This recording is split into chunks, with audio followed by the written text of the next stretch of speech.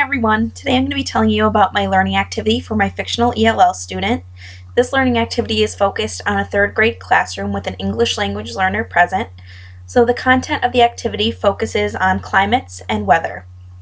I chose to focus my activity on this topic because up to this point I've done most of the lessons and projects for my ELL on this subject matter. So they've mostly been science-based with concentrations in climates and weather. The activity that I chose to do today is weather bingo.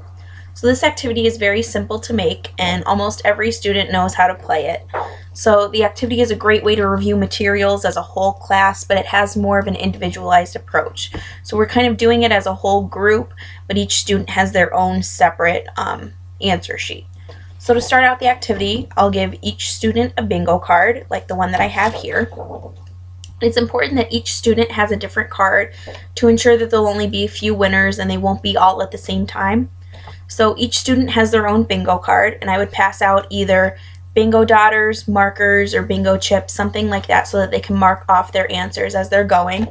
And I like the idea of using dry erase markers because if you put the bingo cards in sheet protectors or if you laminate them like I did, the writing wipes off easily and you can use them over and over again each year. So I thought that was a really great idea. After all the materials are passed out, the teacher will stand in front of the room and pick bingo questions from a bucket. So for example, pick out a card that says, which storm is a violent rotating funnel of air? So then the students will go back to their weather bingo card and they'll see which one of these options looks like it would fit that question. Now for my ELL student, I realized that this sheet may be a little bit more difficult. It might be a little bit of a vocabulary overload for them. So what I would do is give them an extra little sheet to look off of. So I would have 3 choices instead of all of these choices. And so the choices that I provided for this specific question would be hail, tornado, or rain. The student would then have to go back on their sheet and say, which one of those 3 choices am I going to pick for this specific question?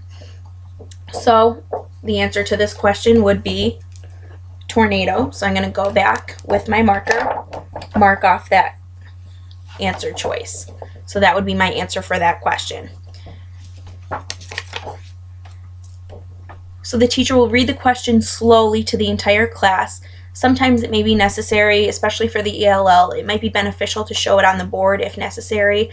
So maybe via like an overhead projector. And at this time, the teacher will give the list to the student. So after the question is read, that's when you would give the 3 possible answer choices to the student. So for example, with this question, like I said, hail, tornado, or rain, and they would have to choose from one of those answers.